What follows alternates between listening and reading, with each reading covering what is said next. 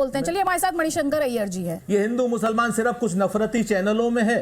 और राष्ट्रीय स्वयंसेवक संघ एक सीमा सुरक्षा संगठन चलाता है। सीमा पर, भारत की सीमाओं पर हम जाते हैं। बॉम्ब ब्लास्ट की टेरर एक्यूज प्रज्ञा ठाकुर, अब राकेश सिन्हा यहाँ बैठे हुए हैं। आदित्य जी एक नंबर के झूठे आदमी है। इसीलिए इतिहास इस बड़े धोखे को नहीं ढक सकता है, चाहे जितनी लंबी चौड़ी बात करें। उन्हीं पटेल साहब के पीछे छुपते हैं जिन्होंने आरएसएस को बैन किया था। संघ की बात कर रहे हैं, भारतीय जनता पार्टी की बात कर रहे हैं, और उनके अनुषांगिक संगठनों की बात कर रहे हैं, उनके साथी मीडिया की बात। चौथा डेमोक्रेसी का स्तंभ है मीडिया। आप इतना लड़ती क्यों? सरदार वल्लभ भाई पटेल का जितना ये नाम ले, सरदार भगत सिंह का जितना ये नाम ले। राहुल गांधी सीधे तौर पर कहते हैं कि नफरत के बाजार में मोहब्बत की दुकान, लेकिन राहुल गांधी की इन बातों को कम तर करने का काम क्या उन्हीं आप ही की पार्टी के नेता नहीं कर रहे हैं? देखिए, कुछ सापेक्ष सवाल पूछे जाते हैं, उनके जवाब दिए जाते हैं। अगर एज ए होल आप बात करेंगे तो मेरा बड़ा स्पष्ट मानना है और मेरा एक आरोप भी है कि भारतीय जनता पार्टी, उनके अनुषांगिक संगठन, उनके साथी लोग, वो सबके सब कहीं ना कहीं भारत जोड़ो यात्रा से दुखी हैं, परेशान हैं, डरे हुए हैं। इसकी वजह से वो खोज करके ऐसे नेताओं के पास जाते हैं, उनसे ऐसे सवाल पूछते हैं और उनका एक छोटा सा स्टेटमेंट लेकर के आते हैं। जैसे अभी परसों भगवान राम से तुलना पर की बात आ गई है, कभी किसी ने रावण की बात कर दी, कभी किसी ने किसी की बात कर दी। मेरा नेता राहुल गांधी आज अपने स्थापना के 138वें साल में निकले हुए हैं केरल से, और वो कश्मीर तक जा रहे हैं। क्या करने जा रहे हैं? आर्थिक असमानता के खिलाफ बात कर रहे हैं, सांप्रदायिक असमानता के, सांप्रदायिक विद्वेष के खिलाफ बात कर रहे हैं, कह रहे हैं नफरत के बाजार में मोहब्बत की दुकान खोलूंगा। वो ये भी कह रहे हैं साथ में कि मैंने जमीन पर कहीं नफरत नहीं देखी। क्या गलत कह रहे हैं? भारतीय जनता पार्टी के लोग क्या इस बात की तायद नहीं करेंगे कि आम आदमी में हिंदू मुसलमान नहीं है? ये हिंदू मुसलमान सिर्फ कुछ नफरती चैनलों में है और कुछ भारतीय जनता पार्टी के लोगों में है, कुछ उनके अनुषांगिक संगठनों में है, और वो एक छोटी छोटी घटनाओं को बड़ा तूल दे करके राज्यवारी ये बात करते। क्या ये सच नहीं है? तो जब ये कुल मिलाकर जो नफरत है बस वो कुछ नफरती चैनलों तक है, तो फिर तो भारत जोड़ो यात्रा की जरूरत ही नहीं है। क्यों सुरेंद्र राजपूत जी? फिर इस देश में भारत जोड़ो यात्रा की क्या जरूरत है? फिर तो लड़ाई किसी से है ही नहीं। मैं बताता हूँ। हाँ बताइए। सच बात यह है कि पूरे देश में 2014 बल्कि 2013 के बाद जिस तरीके से सत्ता को प्राप्त करने के लिए और सत्ता को चलाने के लिए जिस तरीके से भारतीय जनता पार्टी, उनके अनुषांगिक संगठन, उनके वर्कर्स, उनके लोगों ने जिस तरीके का नफरती एजेंडा चलाया, उससे लड़ने के लिए भारत जोड़ो यात्रा की आवश्यकता है। जिस तरीके से मेन मुद्दों से भटकाने के लिए, चाहे चीन की सीमा हो, चाहे महंगाई हो, चाहे बेरोजगारी हो और चाहे आर्थिक असमानता हो, इनसे लड़ने के लिए आवश्यकता है। तो इन लोगों ने चैनल्स के जरिए, कुछ नफरती चैनल्स के जरिए और कुछ इनके अपने लोगों के जरिए जिस तरीके से एजेंडा लगातार 24 घंटे हिंदू मुसलमान कराया, उससे लड़ने की आवश्यकता है। आम लोगों को यह बताने की आवश्यकता है कि साहब आपका मुद्दा ये हिंदू मुसलमान नहीं है, आपका मुद्दा चीन की सीमा से सुरक्षा है, आपका मुद्दा महंगाई है, आपका मुद्दा बेरोजगारी है, आपका मुद्दा कहीं ना कहीं आर्थिक असमानता है। आपका मुद्दा यह है कि 2014 में जब पेट्रोल पर और डीजल पर 3 रुपए 59 पैसे एक्साइज ड्यूटी थी, तो भाजपा ने उसको कोई नफरत नहीं है। फिर आप आए नफरती चैनल पर, अब आप ये कह रहे हैं देश की जनता को ये बताने की जरूरत है, जब ग्राउंड पर नफरत है ही नहीं और राहुल गांधी जहाँ गए वहां बस प्यार और सिर्फ प्यार था, तो फिर जो नफरत की बात है ये तो अपने आप में ही अंडरमाइन हो जाती है। क्योंकि अगर आप ये भी कह रहे हैं कि जी प्यार है ग्राउंड पर, फिर आप ये भी कह रहे हैं नफरती चैनल है। सर थोड़ा सा सीक्वेंस कनेक्ट तो कीजिए। बोलते हैं। चलिए हमारे साथ मणिशंकर अय्यर जी है, कांग्रेस के नेता मणिशंकर अय्यर जी। अभी मजा आएगा ना भिड़ो। राहुल गांधी प्यार मोहब्बत की बात करते हैं, लेकिन आपके विरोधी जो है वो ये कहते हैं कि कांग्रेस पार्टी के कुछ नेता, जिसमें आपके ओपोनेंट जो हैं, आपका भी नाम गिनवाते हैं और कहते हैं आप भारत जोड़ने की बात करते हैं, आप भाषा की जो सीमाएं हैं उन्हें लांघ जाते हैं। सर मैंने सोचा कि आप मुझसे कुछ निजी बात करनी चाहती हैं। मेरे समझ में नहीं आया था कि टीवी पर आप सवाल कर रहे हैं, तो माफ कीजिए, मैं आपके सवालों का जवाब नहीं दूंगा और यहाँ मैं अपनी बात अंत पर लाता हूँ। हाँ भाई, कैसी लगी? आगे स्वाद। ठीक है सर, निजी बात टीवी चैनल पर निजी बात, अभी क्या बात सर, शो में आप आए हैं, अगर आप चाहें तो आप अपनी बात रख सकते हैं। आपके स्टेटमेंट्स को लेकर आप लगातार सुर्खियों में हैं और आपके जो विरोधी हैं वो आप पर हमला भी कर रहे हैं। अगर आप अपनी बात रखना चाहें तो आप बात रख सकते हैं सर, मर्जी आपकी है सर। चलिए, उन्होंने फोन ही डिस्कनेक्ट कर दिया। मणिशंकर अय्यर ने फोन डिस्कनेक्ट कर दिया, लेकिन हम आपको सुनवाना चाहते हैं कांग्रेस पार्टी की तरफ से। कांग्रेस इतना वैसे कोई हंसने की बात नहीं है सर, इससे यही पता चलता है कि सवाल लेने की क्षमता कितनी है किसमें। इससे ये पता चलता है, इससे ये भी पता चलता है कि अब ये व्यक्ति की आज़ादी की वकालत करने वाले। एक सेकंड सुरेंद्र राजपूत जी, आपकी बात तो मैं सुन ही रही हूँ, बहुत देर सुनी मैंने। अभिव्यक्ति की आजादी की मूड नहीं है मेरा झगड़ा करने नहीं नहीं सर, झगड़ा तो आपको करने की जरूरत नहीं है। आप अपनी बात करें, हम अपनी बात करें सर। हम सवाल पूछिए, आप जवाब दें। अरे आपकी बात ही तो मसला तो ये कि हमें मोहब्बत करनी है, जिसको नफरत करनी है करे, हमें बिल्कुल बिल्कुल सही बात है। हमें सवाल पूछना है, हाँ सर, हमें सवाल पूछना है। अब जिसे सवाल का जवाब देना है या निजी हमले करने हैं वो तय कर ले सर। आपको भाजपा से राम का पूछना है, RAM। ठीक है सर, मेरे सवाल ना डिसाइड कीजिएगा। सुनिए ध्यान से, सुरेंद्र राजपूत जी, अभिव्यक्ति की आजादी याद रखिएगा इस डिबेट में। ना सुरेंद्र सिंह राजपूत जी, अभिव्यक्ति की आजादी याद रखिएगा। धर्म के आधार पर, भाषा के आधार पर, जाति के आधार पर, संस्कृति के आधार पर भारत को टुकड़े टुकड़े बनाने वाले ये संघ परिवार के लोग हैं और उनका जो बुरा काम है उसके खिलाफ ये यात्रा चलाई जा रही है। भारत को जोड़ने की आवश्यकता है। हम तो महसूस करते हैं कि टूटा हुआ है भारत, बहुत उसको टूटने का प्रयास हो रहा है और इसके खिलाफ हम सबको लड़ना है। आपको भी लड़ना है, हमें भी लड़ना है। राहुल गांधी राम के दिखाए रास्ते पे चल सकते हैं और हम राम के दिखाए रास्ते पे चल सकते हैं। वो ये कह रहे हैं कि आपको चलने का अधिकार नहीं है, सिर्फ हम ही चलेंगे। और वो अगर राम के रास्ते पे चलते तो हमें कोई आपत्ति ना होती। वो भगवान राम के रास्ते पे नहीं चल रहे हैं, रावण के रास्ते पे चल रहे हैं, इसलिए हमें आपत्ति है। राकेश सिन्हा जी, भगवान राम के रास्ते पे नहीं चल रहे हैं, आप तो रावण के रास्ते पर चल रहे हैं, ऐसे सलमान खुर्शीद कह रहे हैं। ये नफरत नहीं, मोहब्बत की भाषा है। पहली बात तो मैं बता दूं कि भगवान राम का नाम लेने से पहले ये देश को यह भी बताते कि पिछले 70 साल में इन्होंने भगवान राम की जो करोड़ों लोगों में एक प्रतिष्ठा है, जो भगवान राम को एक आइकन के रूप में देखते हैं, उस भगवान राम के मंदिर के निर्माण में कितनी बार अवरोध डाला। और जो मणिशंकर अय्यर आज संघ परिवार पर इल्जाम लगा रहे हैं देश को तोड़ने का, वे भूल जाते हैं कि सत्ता की लोलुपता में नेहरू ने इस देश को तोड़ने का काम किया। 47 में देश के विभाजन की पूरी जिम्मेदारी उस वक्त के कांग्रेस के नेतृत्व में नेहरू के गुट पर जाती है। और राष्ट्रीय स्वयंसेवक संघ एक सीमा सुरक्षा संगठन चलाता है। सीमा पर, भारत की सीमाओं पर हम जाते हैं, भारत की सीमाओं पर हम जाते हैं। क्या बोला तूने? वारिस पठानिया सभी दावा कर रहे हैं कि वो जोड़ रहे हैं, तो फिर तोड़ कौन रहा है? नहीं, देखिए कौन बोल रहा है, कौन तोड़ रहा है तो पूरा देश देख रहा है ना। अभी राकेश सिन्हा साहब यहाँ पर बैठे हुए हैं, भाजपा के प्रवक्ता हैं, मेंबर ऑफ पार्लियामेंट है। इनकी आदित्य जी एक सहयोगी मेंबर ऑफ पार्लियामेंट है, बॉम्ब ब्लास्ट की टेरर एक्यूज प्रज्ञा ठाकुर। उन्होंने 2 दिन पहले क्या कहा आपने, हमने सबने सुना ना, छुरी जो घर में भाजी काटते हो तैयार रखो, तेज करके रखो। जिस तरह तेजी से भाजी काटते हैं इसी तरह अब दुश्मनों की गर्दन काटने का समय आ गया है तेजी के साथ। तो मैं पूछूंगा राकेश सिन्हा साहब, देश के दुश्मन कौन है और क्या आप इनकी भाषा को प्रोवोकेटिव स्पीच मानते हैं, नहीं मानते? क्या आप इसका खंडन करते हैं, नहीं करते? क्या आप चाहते हैं इनके खिलाफ FIR और नहीं हो? क्या इनको सलाखों के पीछे डालना चाहिए, नहीं डालना चाहिए? क्या फिर से मोदी जी आके बोल देंगे मैं इनको मन से माफ नहीं करता? क्योंकि ये साध्वी प्रज्ञा सिंह ठाकुर वही है जिन्होंने हमारे बहादुर सिपाही हेमंत करकरे को कहा था कि मैंने श्राप दिया था, वो मर गए। अरे हमारा हेमंत करकरे बहादुर सिपाही था, जाबाज, जो शहीद हो गए आतंकवादी के साथ लड़ते हुए। तो अब ऐसी मेंबर ऑफ पार्लियामेंट जो आपकी सहयोगी है उसको कब निकाला जाएगा और कब जेल की सलाखों के पीछे डाला जाएगा? अब बात नंबर 2 आदित्य जी, बात नंबर 1 पे ही जवाब लीजिए राकेश सिन्हा जी। देखिए, साध्वी प्रज्ञा ने जिस संदर्भ में कहा वो संदर्भ यह था कि पाकिस्तान के बारे में आवाज उठी थी, चल झूठा, और उन्हें कहा कि पाकिस्तानी दुश्मन का गर्दन काटने के लिए अपनी छुरी तैयार रखें।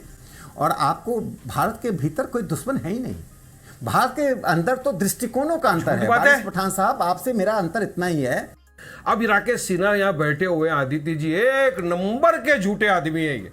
इन्होंने प्रज्ञा ठाकुर की स्पीच को कम से कम 3-4 मरतबा सुना है पूरी तरह से। ये चले गए, प्रज्ञा ठाकुर ने तो पाकिस्तान का नाम भी नहीं लिया था, कहां से लेकर आ गया पाकिस्तान की बात।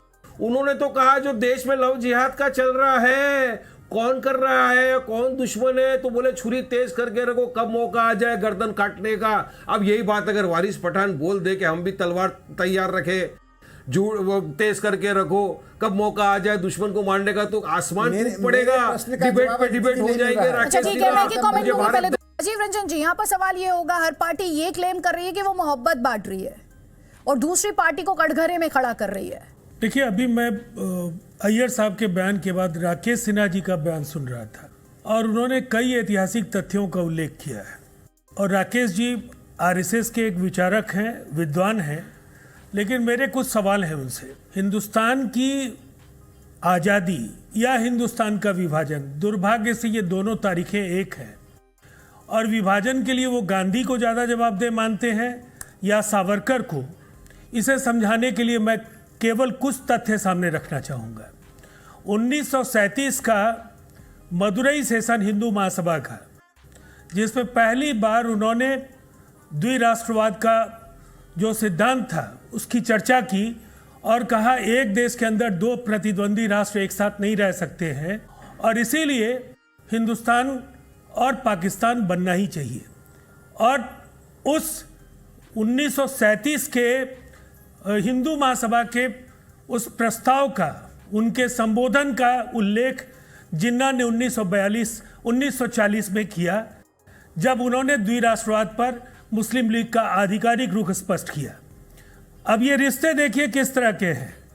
हिंदू महासभा और मुस्लिम लीग आधिकारिक तौर पर ये 2 ही ऐसे संगठन थे जो सभी प्रतिबंधों से मुक्त थे।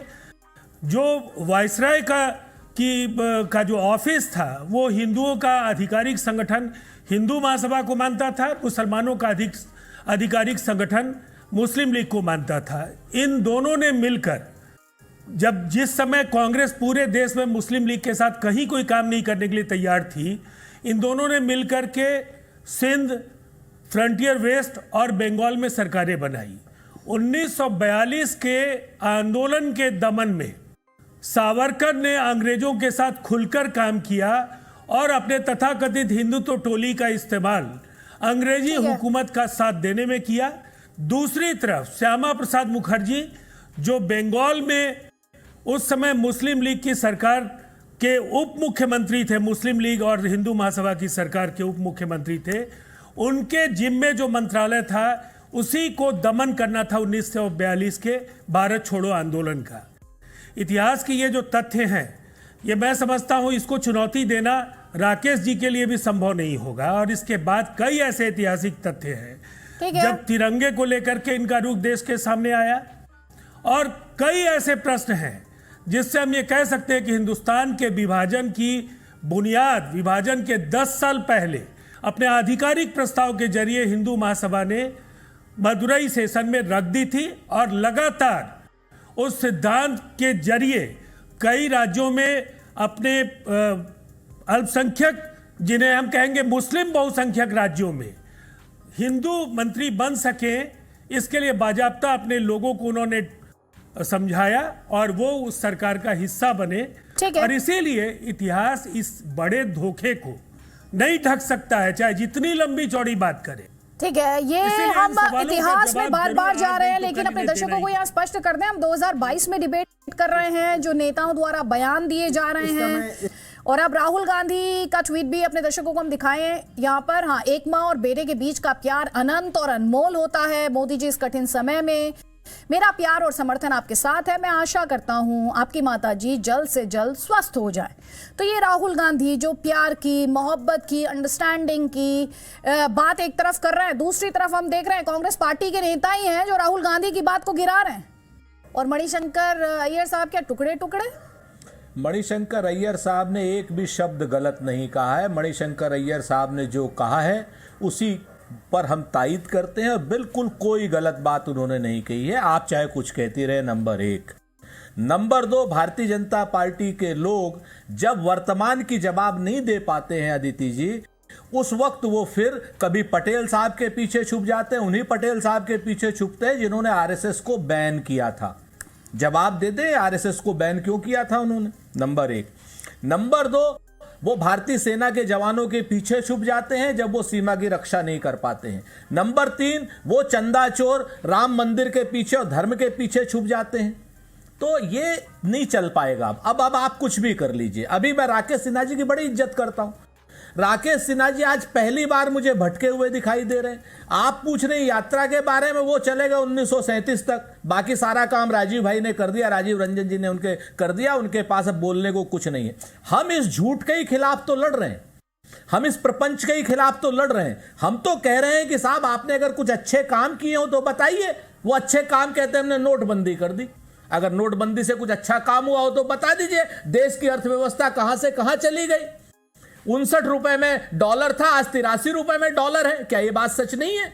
70 रुपए का तेल था, आज 100 रुपए से ऊपर का पेट्रोल है। ये क्या सच नहीं है? देश के ऊपर 49 लाख करोड़ का कर्ज था 2014 में, आज 149 लाख करोड़ का कर्ज है। क्या ये सच नहीं है? तीन गुना कर्ज बढ़ गया। क्या ये सच नहीं है? देश में भुखमरी का इंडेक्स ये आ गया है कि 81 करोड़ लोगों को 5 किलो राशन फ्री देना पड़ रहा है। हाँ, क्या ये सच नहीं है? तो मणिशंकर अय्यर जब टुकड़े टुकड़े बात करते हैं तो किसकी बात कर रहे हैं? किसकी बात कर रहे हैं वो? हाँ बेटा, लगता है तुम गू खा के ही मानोगे। संघ की बात कर रहे हैं, भारतीय जनता पार्टी की बात कर रहे हैं। अच्छा, एक बार फिर और उनके अनुषांगिक संगठनों की बात कर रहे हैं, उनके साथी मीडिया की बात कर रहे हैं। हाँ ठीक है। आप मीडिया से तो आपको काफी लगाव है, यही तो प्यार मोहब्बत की भाषा है जो राहुल गांधी जिसके बारे में बात करते हैं। कोई बात नहीं, इसलिए तो मैं कहती हूँ कंफ्यूजन की स्थिति है। पूरी मीडिया से, हमारी जी मीडिया से बहुत मोहब्बत है। होनी चाहिए सर, बारंबार प्रणाम करते हैं, सैकड़ों बार सुबह से शाम तक। बिल्कुल कई बार आपको प्रणाम करना चाहिए। हाँ बिल्कुल है। हाँ बिल्कुल। राजीव तुली। मैं सुरेंद्र राजपूत जी की हर बात से सहमति कर लेता यदि इनकी रैली में साथ में वो ना चल रहे होते जिन्होंने जेएनयू में भारत तेरे टुकड़े होंगे इंशाअल्लाह के नारे लगवाने के लिए कार्यक्रम ऑर्गेनाइज कराने में महत्वपूर्ण भूमिका निभाई थी। जो उन्होंने अफजल हम शर्मिंदा है तेरे कातिल जिंदा है के नारे लगवाए थे, जिनको देश से आजादी चाहिए थी, उन लोगों को इन्होंने पोस्टर बॉय अपनी यात्रा का नाम बनाया होता। संघ के लोग जो अभी तक तो इनको ये ऑब्जेक्शन था कि संघ के लोग ये कहते हैं कि ये एक one people one nation one संस्कृति, ये इस तरह के लोग हैं। इनको तो अभी तक ये परेशानी थी। अब ये कह रहे हैं कि उसके टुकड़े टुकड़े कर रहे हैं। सरदार पटेल ने बैन लगाया, मगर सरदार पटेल के रहते ही बैन हट भी गया। 75 में आपने बैन लगाया, इंदिरा गांधी जी ने 77 में बैन हट भी गया। तो कहीं ना कहीं या तो इतिहास थोड़ा कम पढ़ते हैं, कम जानते हैं। तो आप नेहरू जी को झुठला दीजिए, आप पटेल जी को झुठला दीजिए, आप इंदिरा गांधी जी को झुठला दीजिए और आप एक नई कांग्रेस खड़ी कर लीजिए जो भारत नहीं, तो राहुल गांधी को भी झुठला रहे हैं ना। ये तो राहुल गांधी को भी झुठला रहे हैं। राहुल गांधी प्यार मोहब्बत की बात कर रहे हैं, यहाँ पे रावण, टुकड़े टुकड़े, भस्मासुर, इस तरह के शब्दों का इस्तेमाल किया जा रहा है। और क्यों सुरेंद्र राजपूत जी? पहली चीज तो ये है कि संघ के जितने समर्थक लोग हैं वो आज तक सच बोल ही नहीं पाए। जब हम बात करते हैं इनसे इतिहास की तो वर्तमान में आ जाते हैं, भविष्य में आ जाते हैं। ये संघ समर्थकों को हम स्पष्ट संदेश देना चाहते हैं कि हमारे नेताओं के बारे में झूठ बोलना बंद कर दीजिए, हम आपके नेताओं के बारे में सच बोलना बंद कर देंगे। दूसरी चीज ये है कि मीडिया स्थायी विपक्ष होता है अदिति जी। मीडिया बिल्कुल सत्ता की कमियों को उजागर करने वाला होता है, लेकिन दुर्भाग्य से 2014 के बाद मीडिया विपक्ष की कमियों को उजागर करता है। और अच्छी बात है, इनकी अपनी सोच है, अपनी सारी चीजें हैं। हम तो एक बात बहुत कहते हैं कि कब टुकड़े टुकड़े कहा मणिशंकर अय्यर ने। जो लोग टुकड़े टुकड़े कर रहे हैं उनके खिलाफ ये यात्रा है। बिल्कुल है, ये यात्रा उन्हीं के खिलाफ है।